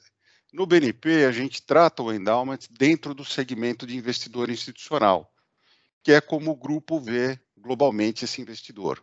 Justamente por essas questões que a gente está discutindo aqui, de horizonte de investimento e diversificação. Então, é uma forma de você trazer o expertise todo da área de gestão. E quando o Diego fala em diversificação de investimentos, eu acho que essa é a palavra-chave. Nós vimos aí num período bem recente a taxa de juros chegar a 2% ao ano, e a gente tem alguns endowments que eles tiveram um aporte inicial e eles têm que sobreviver da rentabilidade que esses recursos trazem para fazer as suas ações sociais. Então, assim, num período, e hoje embora a taxa de juros esteja subindo, a taxa real de juros, ela ainda é negativa. Então, essa necessidade de você ter uma gestão, vamos dizer assim, mais profissionalizada, isso pode ser internamente na estrutura do próprio endowment, pode ser também através de uma gestora de recursos, como nós temos aqui, né, a Pragma, o Santander, o BNP e outros tantos aqui no mercado. E eu vendo, assim, só para falar um pouco do painel anterior, assim, a questão da tributação, eu vivenciei toda a briga que os fundos, briga não, todo o esforço que os fundos de pensão tiveram para obter a isenção de imposto de renda, dado que são entidades não lucrativas também. Então, assim, eu lembro que as associações na época, e a principal delas é a ABRAP, ela fez uma gestão junto ao governo, aos governos, né? Porque esse processo durou muito tempo até eles obterem o transitado em julgado dessa questão, sim, durante muito tempo. Isso trazia muita insegurança para o investimento. Então, acho que essa ação que vocês estão fazendo de trazer o governo para isso, acho que e mostrar a similaridade que existe entre o tratamento das reservas, eu acho que é muito importante. E eu tenho certeza que o mercado de capitais vai ajudar o máximo que puder para defender essa questão. Então, assim, se realmente, como eu disse, assim, eu vejo que a geração da rentabilidade, ela contribui diretamente para o desenvolvimento das ações sociais dos endowments, porque você tem que manter o principal, e esse principal ele tem que gerar a receita, o recurso, para você fazer tua ação. Então, a forma como você gere esses recursos, e aí eu vou dizer também que a diversificação ela é importante para obter a rentabilidade e também para ter o equacionamento do risco, né? E na 13800, eu tive a oportunidade de ler, ele fala ali em estabilidade dos recursos, né, do fundo patrimonial. E o que a gente menos tem aqui no mercado é estabilidade, né? O que a gente mais tem é volatilidade, né? Que traz o risco para o mercado. Então, eu vejo isso como uma evolução, assim, de você cada vez mais profissionalizar a gestão desse patrimônio da forma que for mais conveniente. Essas entidades que nós gerimos, elas já têm uma estrutura de governança muito parecida com o que é a 13800. Então, eu pelo menos as que eu conheço são assim, mas eu entendo que, nesse sentido, essa 13800 traz um benefício grande, dá um norte para quem vai criar o fundo patrimonial. E fazendo um paralelo com o fundo de pensão aqui, depois já para passar a bola aqui, hoje os fundos de pensão, depois de muita luta também, foi permitido que os fundos de pensão diversificassem seus recursos no exterior. Então, hoje eles podem diversificar 10% dos recursos no exterior. E neste momento aqui, neste ano, isso está salvando a pátria, que são investimentos que têm exposição cambial. A nossa bolsa está caindo, os juros estão oscilando muito, né, a renda fixa oscilando muito, e o mercado lá fora está favorável, principalmente o de ações, e o câmbio está ajudando a proteger as reservas. Então, acho que esse é um exemplo, muito importante. E foi interessante que a regulação, ela criou uma forma de investir no exterior, que é através de um fundo local. Então, o investidor, ele investe em reais num fundo aqui no Brasil e compra um fundo, uma estratégia lá fora. Então, na verdade, ele está investindo aqui através de um instrumento local, todo o controle é feito através da cota do fundo. Eu acho que isso é uma coisa também que poderia ser usado como exemplo aí para frente nos fundos patrimoniais, para ter essa amplitude aí de diversificação. Bom, vou parar por aqui, que acho que eu até já passei o tempo aqui que era para eu falar. Então, Diego, eu devolvo para você aqui, para você dar continuidade. Obrigado, Eduardo. Obrigado aí pelas considerações iniciais. Acho que, de fato, você traz alguns pontos aí da evolução da indústria de fundos de pensão, que é um amadurecimento que aconteceu no tempo, né? Eu me lembro também do momento da aprovação da possibilidade de investimento no exterior, que foi uma grande vitória para os fundos de pensão locais. Porque a questão da diversificação no exterior pode parecer um mero desejo dos gestores, né, de querer tentar trazer coisa diferente para o portfólio, mas não é, né? Quando a gente olha uma carteira de investimentos no Brasil e pensa em preservação patrimonial de longo prazo, a gente tem que decompor essa carteira, na ótica do gestor, né, em fatores de risco.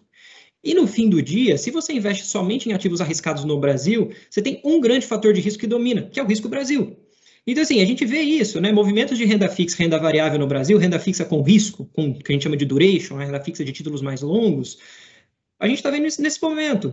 A renda fixa sofre, a renda variável sofre. Então, um portfólio de um endowment que tem uma restrição de investimentos unicamente em ativos no Brasil, ela acaba sofrendo em todas as pontas. Então, a diversificação internacional, por si só, ela traz um elemento, um fator de risco diferente dos locais. Então, ela melhora a fronteira eficiente dos portfólios. Então, concordo com você quanto a esse ponto, esse paralelo quanto aos fundos de pensão, que foi uma grande vitória, e eu torço bastante pelas causas imunes, né, para que essa também seja uma grande vitória no curto prazo para elas, para que elas possam aumentar a diversificação de suas carteiras, podendo investir no exterior. Bom, dito isso, eu passo a palavra para o Cleiton Calisto, do Santander, para fazer sua apresentação aqui e suas considerações iniciais. Obrigado, Diego. Obrigado, Edu. Boa noite, pessoal. Acho que se a gente tivesse combinado, não ia estar dando tão certo, porque eu estava pensando em olhar, Eduardo, para o investimento estrangeiro também, porque eu acho que eu tenho comentado isso muito com os nossos clientes, né, e aí independente, né, Diego? O Diego lembrou dos fundos de pensão, tem os fundos de pensão de municípios agora, né, os RPPS, né, todos têm essa opção agora do investimento no exterior, né? E olhando aqui, né, o Ibovespa, por exemplo, né, dando números aqui, né, olhando o Ibovespa nesse ano, ele tem uma queda de 12%. Na linha do que o Diego comentou, se a gente faz a diversificação, né, coloca na renda fixa, que inclusive, né, se a gente olhar os indicadores Ambima, né, que fazem um paralelo com alguns títulos públicos atrelados à inflação, muitos desses índices, né, desses indicadores da Ambima, né, eles estão rodando negativo no ano, né, apesar de ser renda fixa, está com rentabilidade negativa, né? Além da Bolsa. A Bolsa, como eu disse, né, fechou hoje de novo em queda, em torno de 12% no acumulado de 2021 em queda. Quando a gente observa a Bolsa nos Estados Unidos, por exemplo, ela sobe mais de 20% no ano, né? Então, há uma compensação com o investimento, a diversificação do investimento muito interessante, né? A gente consegue, em muitos casos, neutralizar, né, essas perdas locais, né, que é a história da diversificação, né? Então a gente coloca lá os ovos, né, como a gente sempre fala, né, em cestas diferentes, e isso traz para a gente um conforto no médio e longo prazo, né? Às vezes no curto prazo nem sempre corresponde, né?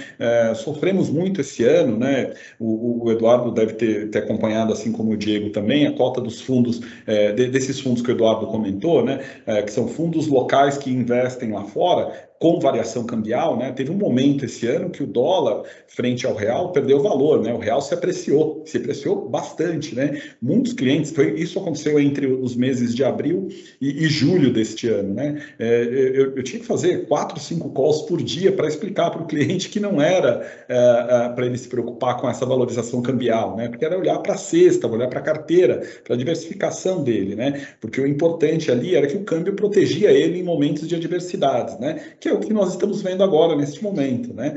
Nós tivemos um problema local idiosincrático, né? Problema nosso, né?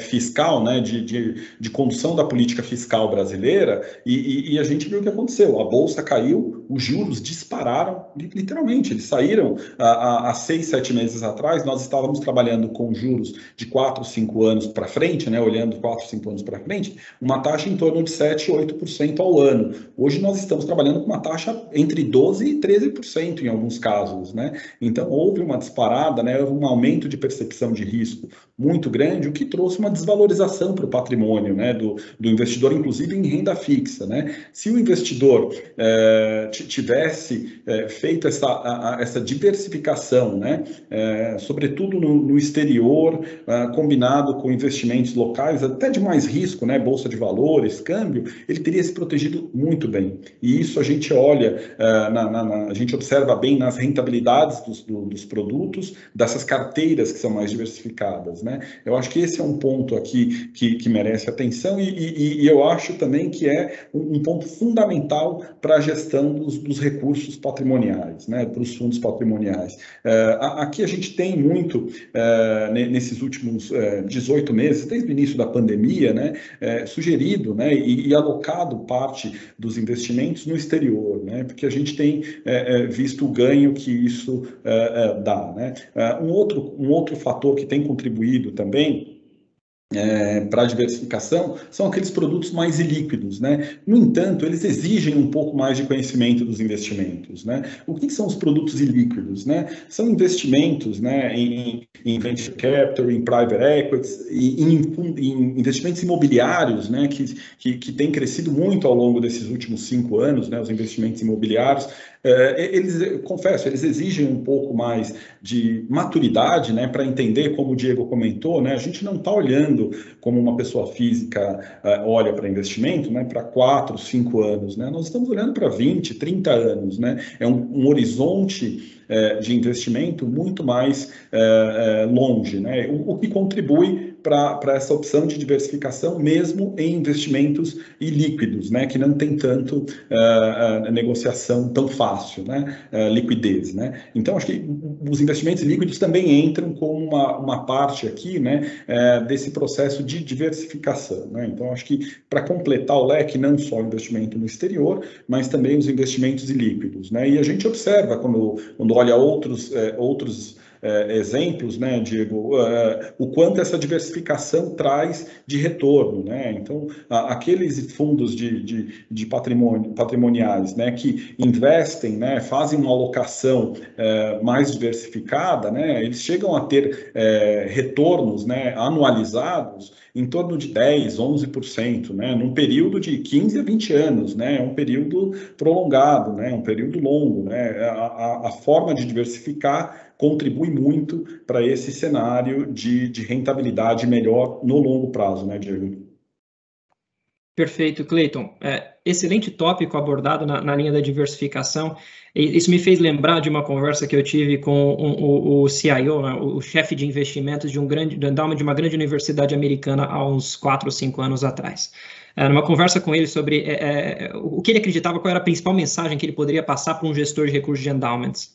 E o que ele me disse, a experiência que ele compartilhou comigo foi a seguinte: falou, olha, quando você administra um pool de capital grande, né, parrudo, né, quando você administra qualquer capital, na verdade, você tem que olhar para ele e perguntar por que ele é especial.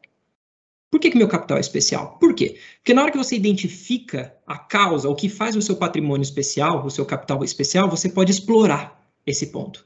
E a resposta dele para os fundos patrimoniais foi: o meu capital ele é especial porque ele pode ser investido para o longuíssimo prazo. E quando a gente fala longuíssimo prazo, assim, é de fato a perder de vista. Porque pensem no mecanismo do endowment. O mecanismo do endowment, na hora que eu invisto 100 nele, R$100, depois de um ano ele vai ter um rendimento que seja de R$10, 10%, ele vai ter R$10 no final do primeiro ano, só que desses R$10 ele só vai poder usar o ganho real, para facilitar, porque a minha conta, eu vou assumir aqui que nossos fundos são todos imunes, vai passar o projeto de lei lá do senador Rodrigo Cunha, então todos nós somos imunes, temos um retorno de 10% com uma inflação de 5%, então no final do dia o meu endowment de 100, no ano seguinte conseguiu gerar 5 de renda e 5 eu guardo para proteger o patrimônio. Percebam que se o endowment funcionar em regime bonitinho, eu nunca mexo no principal. Eu vou ter oscilações, na margem pode ser que um ano eu consuma um pouco do principal, depois eu use um pouco menos, acumule uma gordura, etc. Mas o grosso do meu principal, ele pode ser intocado. Isso dá uma capacidade para o fundo patrimonial que é única entre os investidores, que é essa capacidade de investir por longuíssimo prazo. E é o ponto que o Cleiton trouxe para a gente quanto a investimentos ilíquidos. Quer dizer, pensando em fatores de risco, esses fundos, eles têm capacidade de tomar um risco que grande parte dos agentes de mercado não tem, que é aplicar o seu patrimônio por períodos a perder de vista, 5, 10, 15 anos. Tá? Ao fazer isso, eu tenho que ser remunerado, eu tenho que ter um prêmio. Então, eu tenho que esperar retornos maiores ao fazer investimento desse tipo. E aí a gente tem até aqui uma pergunta, e aí depois eu volto para os nossos panelistas para que a gente possa discutir um pouco mais o tema, mas eu tenho uma pergunta justamente nessa direção, né? Quais são as perspectivas para os fundos patrimoniais no Brasil quanto a esses investimentos líquidos? O que dá para fazer? A gente já consegue investir em venture capital? Quer dizer, a gente está vendo agora esses números que até o Clayton comentou, dos grandes endowments norte-americanos, que têm rentabilidades esse ano, os grandes endowments, 40%, 50% nos últimos 12 meses, em grande parte puxados por private equity e venture capital. O que a gente consegue fazer no Brasil hoje em termos de investimentos líquidos para essas carteiras? Edu, quer começar com essa parte? Clayton, como é que vocês preferem? Fiquem à vontade.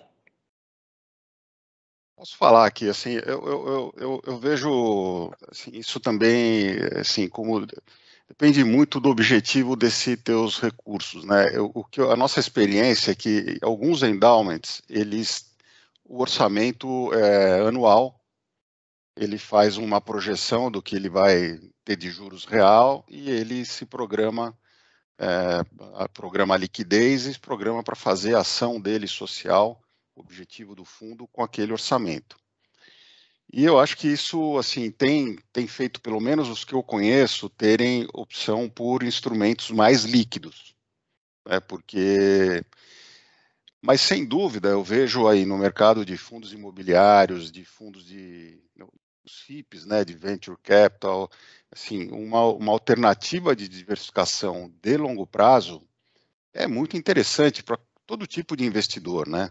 Eu acho que esse desafio de você ajustar o teu orçamento que você tem ali no ano, o quanto você precisa ter de retorno, com essa visão de longo prazo, eu acho que tem sido, pelo menos dos clientes que a gente administra, assim, um grande desafio, porque no fim você está olhando ali no dia a dia o quanto que você está gerando de rentabilidade para fazer as tuas ações que você já está comprometido.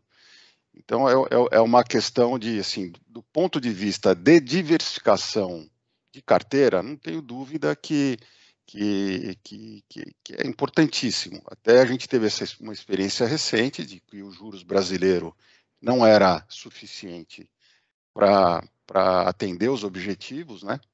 Então, discutiu-se muito essa questão de diversificação em outros instrumentos que não só a renda fixa.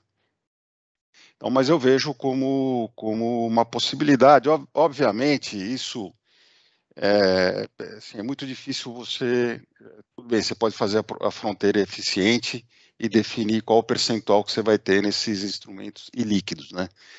Mas o que eu sinto falta também, eu acho que talvez é uma demanda interessante para fazer junto ao governo, é ter uma regulação para deixar o mercado mais uniforme. Assim, se já tem uma lei, seria interessante ter uma regulamentação de como fazer esses investimentos, enfim, colocar alguns limites, porque assim, a gente está falando aqui, talvez num fórum, que as pessoas tenham esse discernimento, né, de risco, retorno e tal, mas olhando do lado do governo, eu não sei quantos fundos patrimoniais, quantas entidades filantrópicas existem, e eu acho que eles têm uma preocupação mais global de que pode ter alguma, vamos dizer assim, não intencionalmente, mas por despreparo, algum tipo de investimento que comprometa o patrimônio do fundo e traga problema, enfim, como a gente viu também nesses outros segmentos aí no passado. Então, acho que se vier uma regulamentação complementar aí para essa lei, eu acho que seria muito importante. Obrigado, Edu. Passo para as considerações do Clayton, então. Acho que é bem legado, Edu.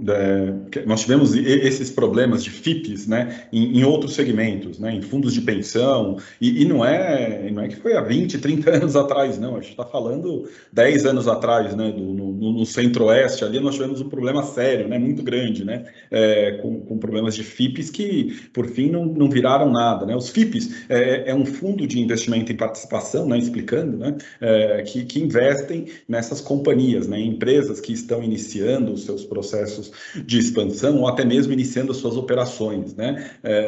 E muitos desses fundos de pensão, desses investidores institucionais entraram em investimentos desse tipo e acabaram tendo prejuízos, né? Então, acho que a regulamentação, como o Edu bem colocou, é muito bem-vinda, né? A ideia do Venture Capital e do Private Equity, por exemplo, né, são investimentos que dentro dessas opções de investimentos vocês também têm uma opção de diversificação enorme, né? Porque você tem vários tipos de companhias, de empresas que estão ali dentro, né? Você tem startups, você tem companhias de diversos segmentos da economia, né? Vocês não ficam, o investimento não fica concentrado num só segmento da economia. Então, acho que essa é a grande vantagem também, né? Você ter uma diversificação dentro dessas opções de investimentos ilíquidos. E, além disso, né, um dos mais conhecidos desses investimentos ilíquidos, mas que tem se tornado até mais líquido, né? Dos private equity e dos venture capital. Acho que a ideia da diversificação dentro desses veículos também é algo muito bom para a diversificação do segmento, né? Acho que é isso que eu gostaria de falar. Diego, vai lá. Perfeito, Cleiton. Bom, de fato, assim, compartilhando um pouquinho da minha experiência também nessas frentes, acho que o ponto que o Edu e que o Cleiton trouxeram aí para a mesa, em termos de regulação, né, de necessidade de algum tipo de controle, investimentos ilíquidos num portfólio de um endowment é uma característica hoje essencial em termos de diversificação. No entanto, a gente não pode esquecer que são investimentos um tanto quanto sofisticados, né? Eles já fogem ali do mercado tradicional, do mercado líquido. É um negócio que, se você faz se você toma uma má decisão de investimento e muda de ideia, já é tarde demais. Os fundos ilíquidos, como o próprio nome diz, só que você não consegue botar uma ordem de resgate para isso, você não consegue mudar de ideia daqui a um ano e resgatar a cota. Não, você vai ter que permanecer investido por um ciclo de investimentos. Então, assim, tomar a decisão de investir em fundos ilíquidos, ela tem que ser feita de uma maneira muito cuidadosa e muito estudada. Agora, existem alternativas? Existem. Os endowments que a gente, por exemplo, tem aqui na casa, que a gente faz gestão, a gente consegue encontrar excelentes opções no Brasil, principalmente de investimentos ilíquidos na frente de real assets, de ativos reais, como o Cleiton bem disse. Real estate, tem diversas oportunidades de investimento no Brasil. Infraestrutura, a gente tem uma avenida de investimentos em infraestrutura possíveis no Brasil, e são investimentos que, além de terem uma apreciação interessante no longo prazo, tem certa correlação com a inflação, que em geral serviços de infraestrutura têm contratos corrigidos pela inflação. Super bacana de atrelar isso com o endowment. Investimentos florestais. Investimentos florestais também, em geral, a madeira, por ser no final uma commodity, né, a celulose, ela tem também uma característica de proteção inflacionária de longo prazo. Casa super bem com o endowment e ciclos de longo prazo. Você planta uma floresta hoje para cortar daqui 7 anos. 2 ciclos levam 14, 15 anos para executar. Então, a parte de ativos reais no Brasil, a gente tem uma série de oportunidades. Quando a gente entra no ramo de Private Equity e Venture Capital, a gente tem que confessar que o nosso mercado ainda é razoavelmente raso quando a gente olha para o resto do mundo. E aí, mais uma vez, a diversificação internacional às vezes nos persegue, porque assim, se a gente pudesse, além de fazer investimentos em fundos de Private Equity no Brasil, ou Venture Capital no Brasil, pudesse investir também em fundos internacionais, a gente amplia demais o leque de investimentos e traz excelentes opções para os nossos endowments. Só que, mais uma vez, aproveitando o destaque feito pelo Edu e pelo Cleiton, é um tipo de investimento que é sofisticado. Então, ele exige também sofisticação do comitê de investimentos, da política de investimentos e do gestor, caso exista, do gestor contratado para poder fazer isso. Bom, dito isso, a gente tem uma pergunta aqui também dos nossos espectadores, né, dos participantes desse painel, sobre recomendações de investimento daqui para frente. Uma boa pergunta. Então, recomendações de investimento de longo prazo a partir de 2022 para os fundos patrimoniais e no que o PL do senador Rodrigo Cunha pode ajudar, caso ele passe. Quem quer começar?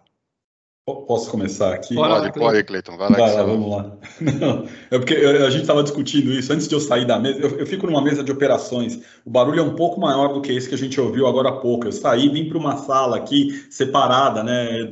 O Edu e o Diego que estão acostumados com mesa de operações sabem o que é. Um gritando com o outro, um barulho de caixinha. E antes de sair da mesa de operações e vir aqui para a sala, a gente estava discutindo exatamente isso, Diego. O que é o horizonte para frente de investimentos agora, né? Os juros hoje, eu não sei se vocês não acompanham, mas faz parte do meu dia a dia. No final do dia, o nosso presidente falou que ia interferir nos preços da Petrobras. Os juros abriram mais de 100 bips, mais de 1%. Foi 1,20% ali em 15 minutos de uma fala dele no final do dia aqui. E a Bolsa caiu mais de 3% nos indicadores futuros. Assim. Foi muito rápido, né? Então, essa mexida. Eu estou dizendo tudo isso porque a gente tem olhado os prêmios que os juros hoje colocam, a NTNB, os juros pré-fixado futuro, são prêmios atrativos, né? São prêmios em que mostram uma taxa de juros hoje em torno de 14%. Mas não é o cenário que a gente acredita. A gente acredita que os juros vai subir, vai continuar subindo, chega em torno de 11%,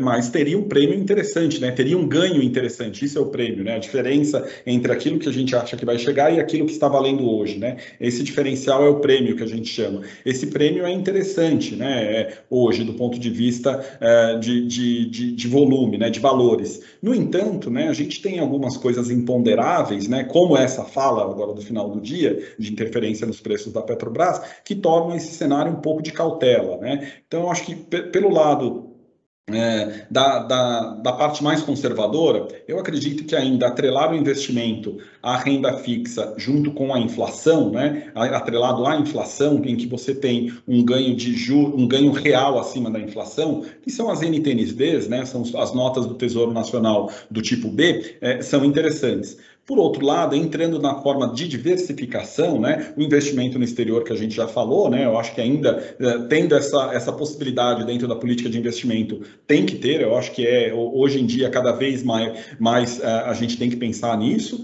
E por fim, a Bolsa de Valores, né, no mercado financeiro, né, a gente fala que é o potencial de ganho, né, a gente fala o upside, né, da Bolsa de Valores, hoje ele é muito maior, mas a gente também tem um imponderável por trás disso grande também, né? Você tem um crescimento ano que vem da atividade econômica em que ele está comprometido, né, por vários fatores, né, condições financeiras piores, um risco de racionamento que hoje ele é menor, mas já foi maior. Então, acho que a Bolsa de Valores entra também, né, ativos atrelados à renda variável, que é a Bolsa de Valores, também entra como uma opção para a gente diversificar e não ficar só na renda fixa, né? Então, eu diria, Diego, que dá para a gente montar aqui uma carteira, né, em que a gente tem uma parte de títulos atrelados à inflação, que eu acho muito interessante, dado o prêmio que a gente tem hoje. Além disso, um pouco de investimento no exterior, atrelado ao investimento em bolsa de valores local também, né? Então, acho que dá para a gente fazer esse mix com esses três tipos de ativos, né? Perfeito. Cleiton? Olha, eu posso falar aqui? Manda, Edu.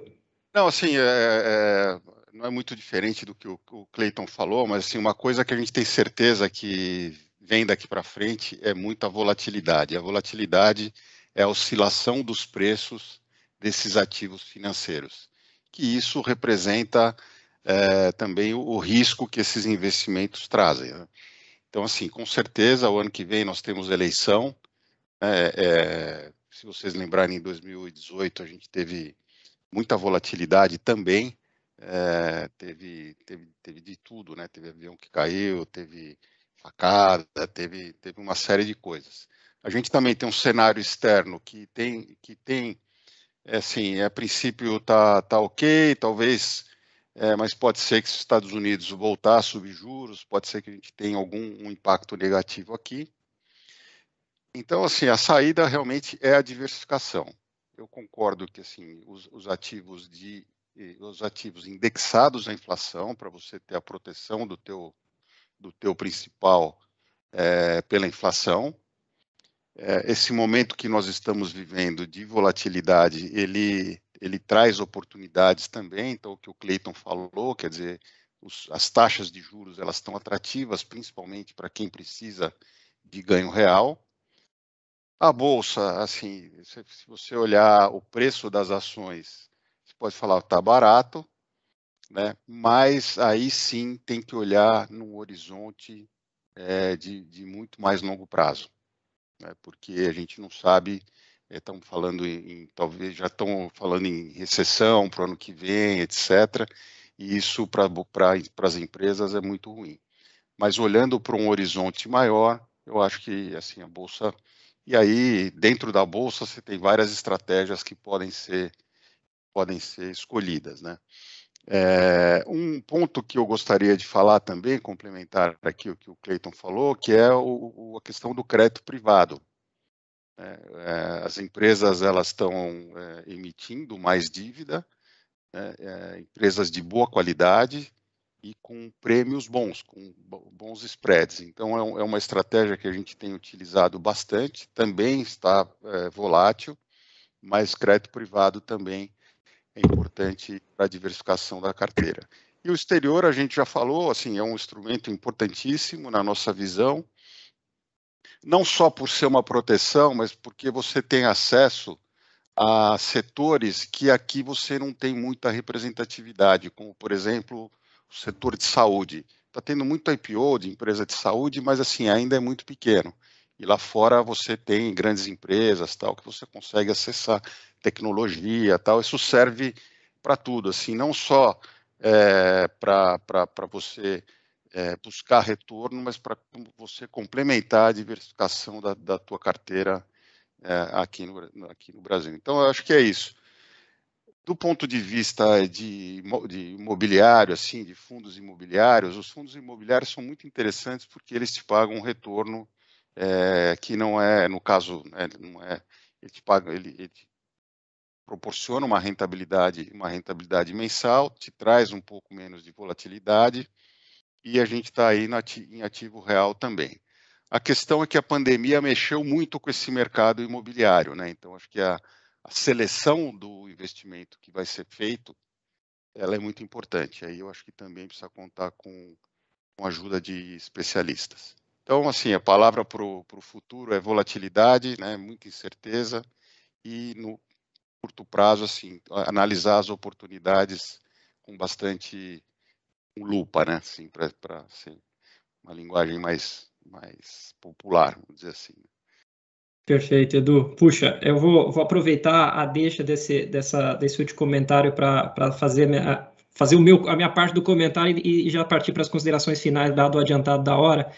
Mas eu queria aproveitar a mensagem aí que o Edu acabou de passar, que, assim, de fato, olhar para daqui para os próximos 12 meses, 15 meses, e responder o que vai acontecer, a melhor resposta que a gente pode dar e a mais honesta é que ninguém sabe. Né? Ninguém sabe. A única certeza que a gente tem é que vai ter muita volatilidade. Como o Edu disse, vai balançar. Aperta o cinto que vai balançar. Mas eu acho que é nessa hora que a gente tem que usar a melhor característica do endowment a nosso favor, que é o benefício do investimento de longo prazo.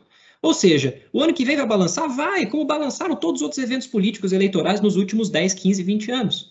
Agora, a certeza que a gente pode ter, olhando para trás, e o que a gente pode esperar para frente, seja com a teoria financeira, seja com a prática, é que, para determinados riscos que a gente se expõe, a gente captura prêmio no longo prazo. E para poder capturar o prêmio do longo prazo, a gente tem que estar investido.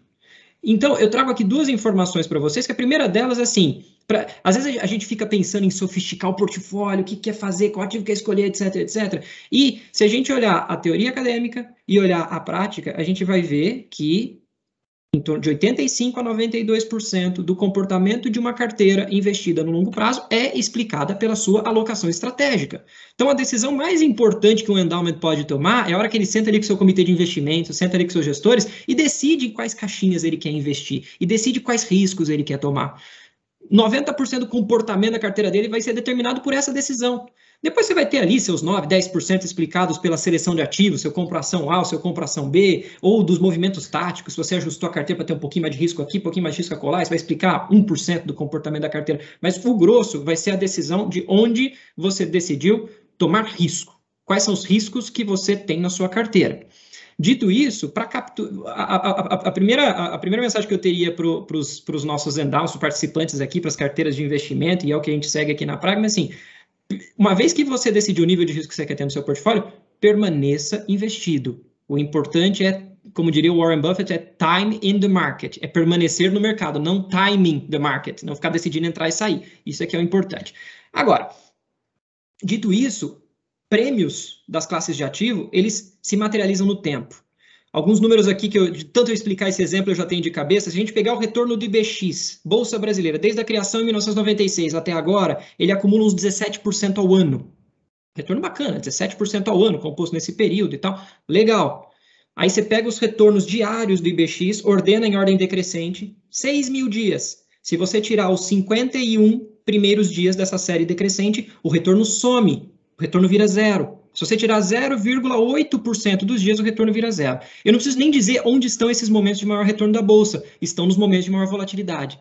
Estão nos momentos mais próximos das crises. Ou seja, você só vai capturar o prêmio de 17, aliás, o retorno de 17% ao ano da Bolsa no longo prazo se você permanecer investido na Bolsa.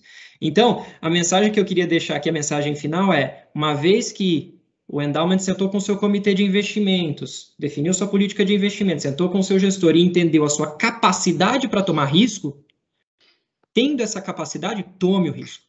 Permaneça investido, porque é permanecendo investido que você vai capturar prêmios de longo prazo. E como mitigar os riscos aos quais você está exposto? Diversificando. Não coloca, como o Cleiton V disse, não coloca todos os ovos numa cestinha só. Escolha bem as cestinhas onde você vai colocar os seus ovos. Então, com isso eu deixo essa a minha mensagem final e passo a palavra, então, para o Edu, para as considerações finais dele e depois para o Cleiton. Eu queria agradecer também, mais uma vez, o convite, uma honra participar de um fórum que debate ações sociais, né, e como investir os recursos provenientes dos mantenedores. Então, uma honra, muito obrigado, muito bom rever aqui a Paula, o Diogo, o Cleiton, que eu não via já há muito tempo. Queria deixar à disposição, caso alguém queira falar. A Paula e o Guilherme têm nossos contatos, e parabenizar pelo evento. E só fazer um parênteses aqui, eu falei que a Bolsa está barata, assim, é uma linguagem que a gente usa, né, não vai sair todo mundo comprando agora lá. Assim, eu acho que a Bolsa é sempre olhar com cuidado, entrar e sair gradualmente, buscar bons parceiros aí para ajudar a tomada de decisão, né? Então, acho só importante falar isso num momento tão difícil que a gente está aí dos mercados.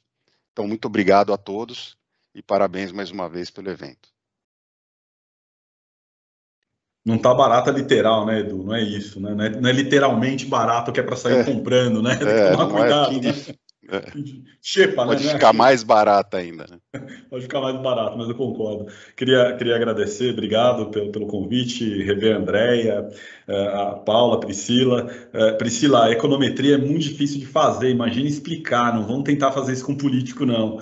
É muito mais complicado para a gente, viu? Estudei bastante isso. Estou à disposição de vocês, sempre quiserem trocar ideia, sabem que eu estou aqui para contribuir com vocês no que puder. Valeu, pessoal, Diego, Edu, obramente pelo painel, viu? Eu só aproveitando aqui... Eu vou fazer uma provocação, então, Diego, para vocês três, tá? Porque eu acho que a gente outro dia ouviu também, né, de que até esse posicionamento da Receita Federal já está levando alguns doadores a reconsiderar e montar seus fundos no exterior. Eu acho que a gente tem um risco aqui muito importante com esse posicionamento, e eu acho que seria muito legal, não precisa ser uma coisa econométrica, Cleiton, mas seria muito bacana se a gente tivesse um paper, um posicionamento de um grupo aí de gestores no mercado financeiro para convencer, inclusive, o Ministério da Economia de que não faz sentido essa posição, né? E também aproveitando para defender essa importância da diversificação dos investimentos, também no exterior, né? Que é algo que faz todo sentido para um fundo patrimonial, para um endowment, assim como ter participações societárias, né? Participações em startups ou em empresas, que também foi esse um absurdo do posicionamento da Receita em relação a esse tema. Mas se a gente pudesse contar com algo, não sei se levar para a Ambima, mas ter um posicionamento do mercado financeiro em relação a esse tema, certamente ajudaria muito, porque o Ministério da Economia ouve o mercado de capitais e ouve o mercado financeiro. Então, vou fazer essa provocação para vocês, né? Porque a gente precisa mesmo desse argumento técnico, da importância da identificação e dessas questões. Se vocês pudessem nos ajudar nisso, acho que seria algo muito importante e útil. Então, também aproveita aqui, vocês falaram que vocês estão à disposição, não ofereçam, porque a gente precisa de toda a ajuda que a gente puder conseguir. Também concordo e fico totalmente à disposição. Acho que é nosso dever fazer isso, né? É nosso dever agir na direção da promoção do mercado de capitais no Brasil. Então, como agentes do mercado de capital. Então, e sem dúvida, os fundos patrimoniais são um instrumento poderosíssimo para as organizações e para o mercado de capital. Como eu disse, é um capital muito especial. Né? É um capital especial. Para o país. A gente precisa desse capital paciente, né, para o desenvolvimento de agendas positivas aqui no país. Eu acho que vocês têm realmente essa obrigação de se juntar a nós nesse coro. E com isso, Diego, eu vou partir aqui para os finalmente, tudo bem? Perfeito, eu só aproveito aqui no meus finalmente para agradecer enormemente também pelo convite. Foi um prazer poder mediar essa sessão com o Cleiton, com o Edu, com todos vocês. É sempre um prazer poder ouvir a Flávia, Priscila, você, Paula, todo o time do IDES, Guilherme, falar sobre esse tema, porque assim, é um tema que, pessoalmente, para mim é muito caro, profissionalmente é muito caro, e eu fico super feliz de ver o que a gente teve que apanhar lá em 2010 para pensar em como fazer um fundo patrimonial, e ver que hoje a gente tem aqui, ó, a gente passou por essa sala mais de 30, 40 pessoas discutindo esse tema. Então, assim, a gente já vê que a gente deu um salto, né, em termos de qualidade da discussão. Lá atrás a gente discutia como se criar um endowment, agora a gente está discutindo como é que se investe, como diversifica. Então, mais uma vez, queria aqui reiterar meus parabéns ao IDES por liderar esse tipo de iniciativa. Obrigada, Diego. Eu ponho na sua mão liderar esse processo aí no mercado de capitais para sair esse...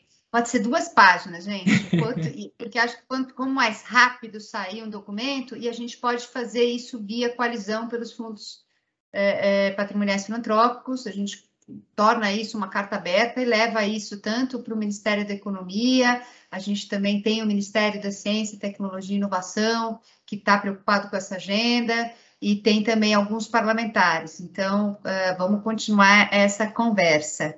Paula, pode ficar tranquila que segunda-feira não, quarta-feira eu entro em contato com o Diego e a gente já amarra isso, tá? Pode ficar tranquila. Várias experiências bacanas surgindo aí, né, Guilherme? Pois é. Sem dúvida.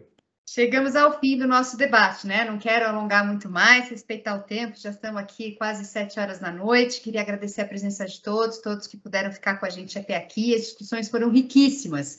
Eu tinha a expectativa de um bom evento, de um bom debate, mas ele superou minhas expectativas e graças a vocês, nossos panelistas, que certamente enriqueceram esse debate. Tivemos aí a surpresa boa, né, do coordenador do gabinete do senador Rodrigo Cunha. Eu acho que trouxe esperança para todos nós de avanço nessa agenda. Em nome de toda a equipe IDES, queria também agradecer à minha equipe, que foi brilhante aí na condução e na organização do evento e fez possível a gente ter aqui uma discussão e um debate tão rico. Mas o debate não acontece se não tivessem todos e todas que estão aqui, que nos acompanharam, e eu espero que vocês tenham aproveitado. Queria convidar todos a conhecer as publicações do IDES, né? A gente tem várias, como o Guilherme comentou, são 6 publicações que a gente tem sobre o tema. E quem quiser se engajar mais com a causa, convido para conhecer a página da coalizão pelos fundos patrimoniais filantrópicos e entrar em contato com a gente se desejem se tornar signatários da coalizão também. Não tem custo, mas é um ato voluntário, e o que a gente faz é criar tem os eventos, tem os materiais que a gente produz, mas também as cartas abertas que a gente submete a toda a coalizão, então não é obrigatório ser signatário de todas as cartas, mas a ideia é realmente a gente criar um movimento da sociedade civil para brigar por um melhor ambiente regulatório e para brigar para a criação de mais fundos patrimoniais, como a Flávia falou, que a gente tenha em algum momento 1000. Gostei dessa meta. E queria agradecer novamente, né, os debatedores e também a Telia Luciane com a participação nos vídeos. Agradecer a PLKC Advogados, a PF, Sebrae, GIF, Humanitas 360, Levisque Legado, Banco Itaú, Fundação Maria Cília Souto Vidigal, Movimento Bem Maior e a todos os membros da coalizão. E obrigada a vocês, né, que ficaram com a gente até aqui. Eu queria deixar um abraço, a gente ainda teve, né, o prazer de ter aqui um dos nossos participantes no Barbeiro, né? Eu acho que ninguém vai esquecer desse evento, né? Porque foi realmente... Acho que eu vou contratar alguém para fazer alguma coisa assim nos próximos eventos, porque foi realmente muito singular. E queria deixar um abraço né? Queria poder abraçar vocês pessoalmente, mas deixo meu abraço virtual e espero encontrá-los, né? Pessoalmente em breve, que a gente passe por esse período tão difícil da história, não só do nosso país, mas do nosso planeta. Obrigada, gente. Obrigado e parabéns. Obrigado.